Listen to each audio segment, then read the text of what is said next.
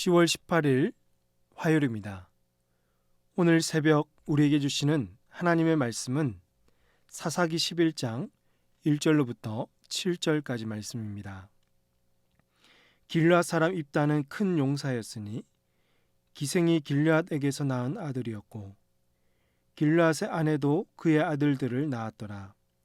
그 아내의 아들들이 자라매 입다를 쫓아내며 그에게 이르되 너는 다른 여인의 자식이니 우리 아버지의 집에서 기업을 잊지 못하리라 한지라. 이에 입다가 그의 형제들을 피하여 돕당에 거주하매 잡류가 그에게로 모여와서 그와 함께 출입하였더라. 얼마 후에 암몬 자손이 이스라엘을 치려하니라. 암몬 자손이 이스라엘을 치려할 때 길르앗 장로들이 입다를 데려오려고 돕당에 가서 입다에게 이르되 우리가 암몬 자손과 싸우려 하니 당신은 와서 우리의 장관이 되라 하니 입다가 길르앗 장로들에게 이르되 너희가 전에 나를 미워하여 내 아버지 집에서 쫓아내지 아니하였느냐. 이제 너희가 환난을 당하였다고 어찌하여 내게 왔느냐 하니라. 어제 보셨던 그 사사기 10장 17절 말씀 보면 암몬 자손과 길르앗 백성들과의 전쟁이 곧 임박하였습니다. 그런데 이 길르앗 백성들 가운데는 앞장서서 이 전쟁에 나갈 지도자가 없었습니다. 이들은 우리 중에 누가 먼저 나가서 암몬 자손과 싸움을 시작할 수 있을까? 그 사람이 우리의 우두머리가 될 것이다 라고 서로 말했습니다. 여러분, 이때 이들의 문제가 무엇일까요? 자신들의 지도자가 누가 되어야 할지 하나님께 묻지도 않았다는 것입니다. 그동안은 하나님께서 세우신 지도자가 있었고 그를 통해서 하나님의 말씀을 전해 듣고 전쟁에 임하였습니다.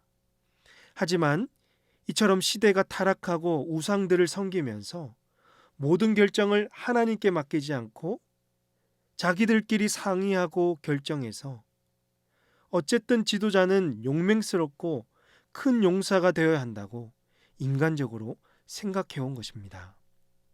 위기 앞에서 하나님을 찾지 않는 것, 이것이 이스라엘의 문제였습니다. 그리고 이어서 등장하는 인물이 바로 길르앗 사람 입다입니다. 그를 뭐라고 소개하고 있습니까? 1절에서 길르앗 사람 입다는 큰 용사였다고 하죠. 기생이 길르앗에게서 낳은 아들이라고 합니다. 입다야말로 길르앗 백성들이 찾고 있는 큰 용사였음을 알 수가 있습니다. 하지만 입다에게는 예전에 형제들로부터 받았던 아픈 상처가 있었습니다. 입다는 기생의 아들이라고 했는데요, 곧 창녀의 아들이죠. 그의 형제들이 이런 입다를 왕따시키고 기생의 아들이라는 출생을 빌미로 삼아서 아버지의 기업을 상속할 권리를 빼앗고 쫓아버린 것입니다. 이는 이복 형제들이 입다에게 유산 분배하기를 꺼려하는 그들의 욕심에서 나온 불의한 행동이었다는 것이죠. 그래서 3절을 보시면 입다가 그의 형제들을 피하여 돕당으로 도망갔는데 이때 분명 형제들의 폭력과 압박이 있었을 것입니다. 심지어 7절에 보니까 입다가 길르앗 장로들에게 이르되 너희가 전에 나를 미워하여 내 아버지 집에서 쫓아내지 아니하였느냐. 입다는요, 형제들뿐만 아니라 이 길르앗 장로들, 길르앗의 지도자들에게도 미움을 받고 쫓겨나는 신세였다는 것이죠. 이런 와중에 이제 암몬 자손이 이스라엘을 쳤고 치로 준비되었고 길르앗 사람들은 자신들의 우두머리로 세울 큰 용사를 찾다 보니 입다밖에는 없었던 것이죠. 그래서 장로들은 어쩔 수 없이 이 입다를 찾아가게 되죠.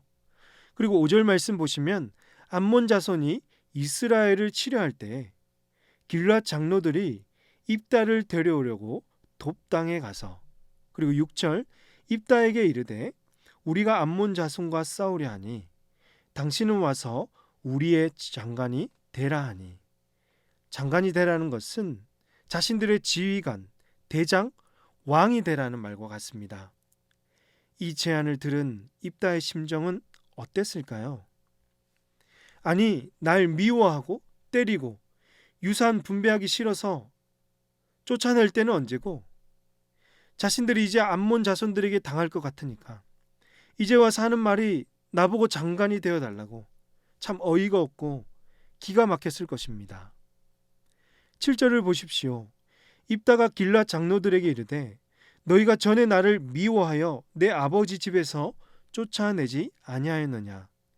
이제 너희가 환난을 당하였다고 어찌하여 내게 왔느냐 하니라. 입다는 예전에 받았던 대우와 상처를 거론하면서 이 제안을 거절하려고 합니다. 입다에게는 아쉬울 것이 없었죠. 이어지는 내일 본문에서 이 두 부류가 협상이 이루어지는데 모든 우선권은 결국 입다에게 있게 되는 것이죠. 사랑하는 성도 여러분, 사사시대를 다르게 표현하면 영적 암흑기와도 같습니다.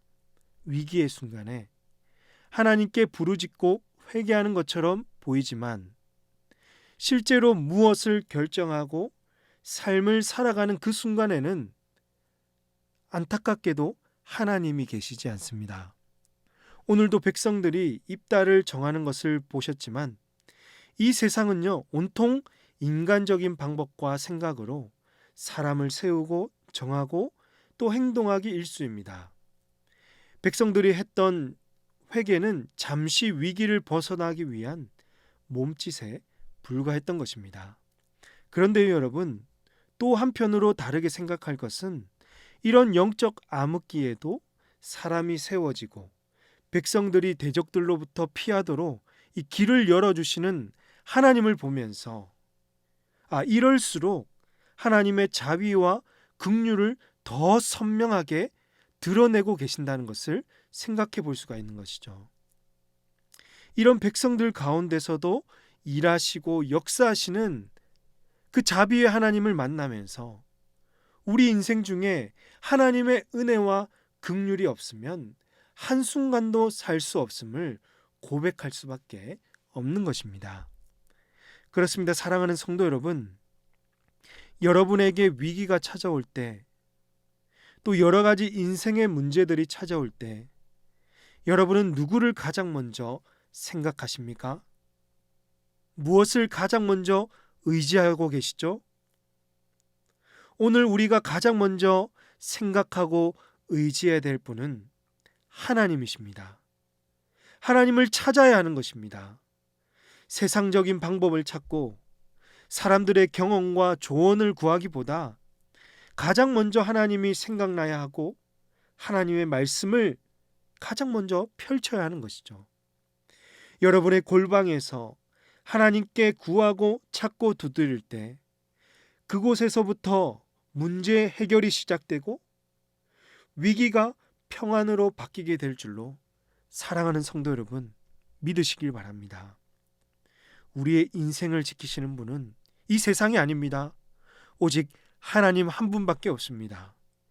영적 암흑기와 같은 이 세상에서 하나님의 긍휼과 자비가 있기 때문에 우리가 이 자리에 서 있음을 꼭 기억하며 오늘 하루도 하나님과 늘 함께 살아가시며 하나님을 의지하고 찾으시는 저와 여러분이 되시기를 주님의 이름으로 축복합니다.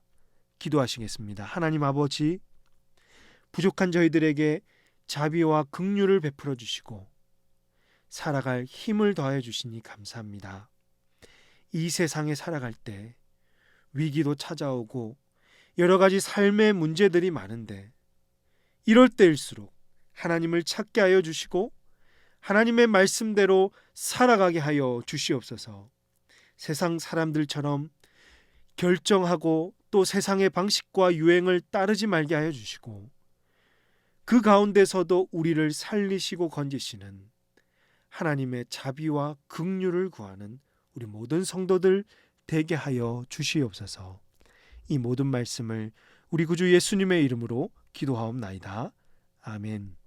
오늘 말씀을 기억하시며 기도하시고 주간 기도 제목에 따라서 환우와 성김 사역을 위해서 기도하겠습니다.